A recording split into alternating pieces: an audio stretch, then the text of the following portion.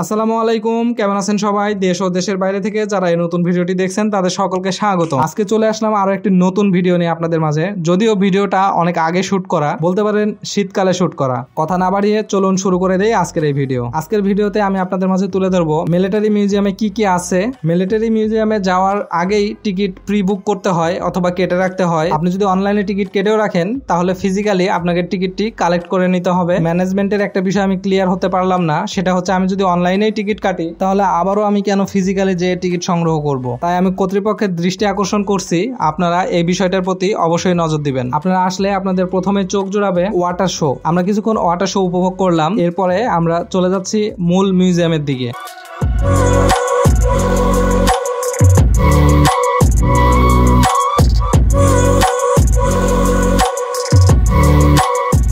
তো টিকিট তো আমরা আগে থেকে কেটে রেখেছিলাম। এখানে প্রবেশের পূর্বে টিকিটটা চেকারকে দিয়ে ভিতরে প্রবেশ করতে হবে। তো আমরা টিকিটটা দিয়ে ভিতরে প্রবেশ করছি। এই তো আপনারা দেখতে পাচ্ছেন আমরা এখন রয়েছি গ্রাউন্ড ফ্লোরে। এই ফ্লোরেও অনেক কিছু শো করে রাখা হয়েছে, একটু একটু করে আপনাদের মাঝে আমি সেগুলোই তুলে ধরছি। আসলে এই মিউজিয়ামটা অনেকগুলো ফ্লোরে বিভক্ত, প্রতিটা ফ্লোরে আলাদা আলাদা ভাবে সবকিছু শো করা হয়েছে। এক একটা ফ্লোরে এক এক বিষয়গুলো তুলে ধরা হয়েছে। আমি চেষ্টা করব আপনাদের মাঝে প্রথম ফ্লোর থেকে শুরু করে একদম লাস্ট ফ্লোর পর্যন্ত সবকিছুই তুলে ধরা। প্রথমে এই ডামি ফাইটার জেটটি দেখে অনেক ভালো লাগলো, এজন্য কাছে এসে নিখুঁতভাবে দেখতে শুরু করলাম ফাইটার জেটটি। এটা হয়তোবা রাশিয়ার MiG-22 এর আদলে ডামি একটা তৈরি করা। এখানে আমরা দেখতে পাচ্ছি আমাদের কমান্ডোরা দড়ি বেয়ে উপরের দিকে উঠছে। আসলে এগুলো রিয়েল কমান্ডো না, ডামি কমান্ডো। তো এখানে আপনারা দেখতে পাচ্ছেন অনেকগুলো তরোয়াল রাখা আছে, বিভিন্ন সময় বিভিন্ন কাজে ব্যবহৃত তরোয়াল। এই যে দেখতে পাচ্ছেন অনেক ধরনের বন্দুক।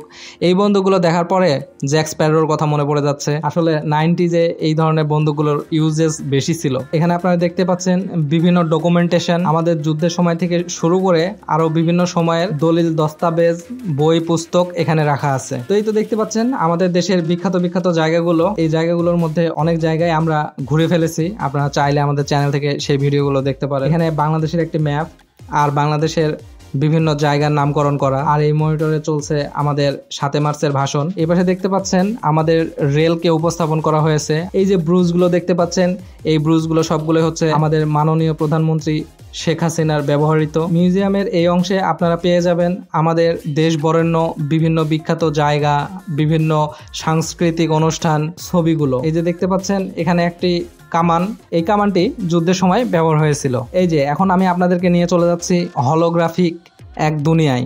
এখানে গেলে সবকিছুই মনে হবে বাস্তব, কিন্তু আসলে কোনো কিছুই বাস্তব না। আমাদের বিমান বাহিনীর কার্যকলাপ তুলে ধরা হচ্ছে, আর আমাদের দেশের যে বিখ্যাত বিখ্যাত নৌকা বা ট্রলার যেটাই বলি, এই ট্রলারের বিভিন্ন ডিজাইন গুলো তুলে ধরা হয়েছে। আমাদের যারা মৎস্য শিকারী আছে তাদেরকে নিয়ে তৈরি করা একটি ডকুমেন্টারি ফিল্ম। আর এই তো ওয়ার্ল্ড ম্যাপের মধ্যে আমাদেরকে দেখতে পাচ্ছেন, বাট ফিলিংসটা অস্থির না? এই যে পাশে দেখতে পাচ্ছেন ডুবরীরা যে ধরনের ড্রেস পরে গভীর সমুদ্রে ডুব দেয়, সেই ড্রেসেরই স্যাম্পল এখানে রাখা হয়েছে। এখানে আপনারা দেখতে পাচ্ছেন নেভাল শিপ, আর এখানে আপনারা দেখতে পাচ্ছেন সিমুলেটর। এই সিমুলেটরের মাধ্যমে আপনি সমুদ্রের মধ্যে জাহাজের একটা ফিল পাবেন। জাহাজ সমুদ্রে চলার সময় ঢেউ আসলে, দোলানি দেয়, সেই সব কিছুই অনুভব করতে পারবেন এই সিমুলেটরে দাঁড়ালে। তবে আমরা গেছিলাম খুব ব্যস্ত একটা দিনে, সেই দিনে আসলে জনসাধারণের প্রবেশের কোনো অনুমতি ছিল না। এই পাশে আপনারা দেখতে পাচ্ছেন একটা হেলিকপ্টার রয়েছে, হেলিকপ্টারের ভিতরে বসে দুজনজন আবার কি করছে, আসলে এগুলো ডামি, হেলিকপ্টারটা কিন্তু অরিজিনাল। এই পাশে দেখতে পাচ্ছেন ঝর্ণা ধারা বইছে, আর এই ঝর্ণা ধারায় একটু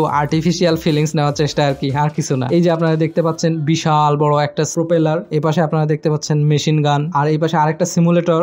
এই সিমুলেটরটা হচ্ছে জাহাজের ক্যাপ্টেনদের রুমে যেই রকম সেটআপ থাকে। এরপরে আপনারা এখানে দেখতে পাচ্ছেন একটা টর্পেডো, ওই পাশে একটা মিসাইল, আসলে একটু অভিনয় করছিলাম। এই পাশে আপনারা দেখতে পাচ্ছেন একটা স্পিড বোর্ডের উপরে স্টান গান তাক করে রয়েছে। আপনারা এই পাশে আরেকটা মিসাইল দেখতে পাচ্ছেন। আর এই যে ঘুটঘুটে অন্ধকার, আমরা একটা ফ্লোর থেকে আরেকটা ফ্লোরে যাচ্ছি আপনাদেরকে সবকিছু সঠিকভাবে দেখানোর জন্য। তো আমরা এখন চলে আসছি 3D ওয়ার্ল্ডে। এখানে আপনারা সবকিছুই দেখতে পাবেন 3D তে। এখানে যাওয়ার পরে মনে হচ্ছিল আমি সত্যি সত্যি সমুদ্রের তলদেশে চলে আসছি। সমুদ্রের তলদেশে যে সকল জীববৈচিত্র্য রয়েছে, এখানকার যে সৌন্দর্যটা সেটা ক্যামেরায় পরিপূর্ণভাবে তুলে ধরতে পারি নাই। একবার ভাবুন তো, আপনার চারপাশে সামুদ্রিক সব মাছ, হাঙর, তিমি, স্টারফিশ, শার্ক, আর তার মাঝে আপনি হাঁটাচলা করছেন। বিষয়টা পুরাটা নাটকীয় মনে হচ্ছে না? কিন্তু এখানে আসলে এটা সম্ভব।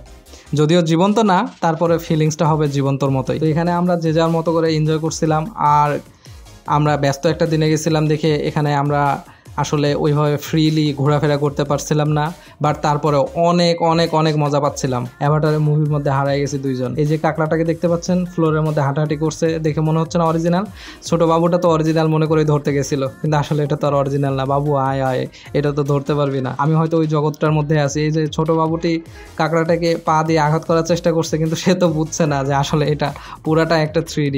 যাক, এখানে এক ডুবুরি অস্ত্রশস্ত্র নিয়ে রেডি হয়ে আছে। এই যে এই কাঁকড়াটাকে আমি পথরোধ করার চেষ্টা করছি, কিন্তু না, কাঁকড়াটা তো কোনোভাবে সরে না।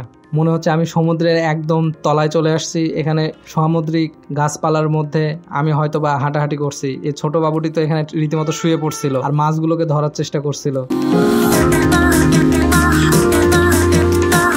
আবারও দেখা হয়ে যাবে নতুন কোনো জায়গায় নতুন কোনো ভিডিও নিয়ে। সেই পর্যন্ত ভালো থাকেন। আল্লাহ হাফেজ, টাটা।